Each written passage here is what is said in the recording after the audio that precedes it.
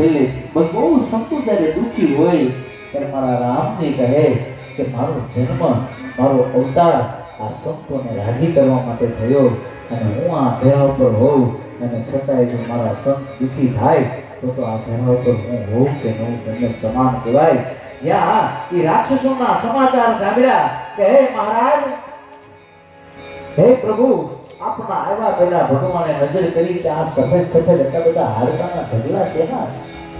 ત્યારે દરેક સંતો રડતા રડતા બોલે કે હે પ્રભુ, આ હાડકાના કોઈ ઢગલા નથી તો એક એક સંતોને મારી મારીને એનું લોહી ચૂસી એના શરીરના હાડ અને એના શરીરના માંસને બધે રાક્ષસોએ ખાઈ અને હાડકાનો ઢગલો કર્યો. શું કામ?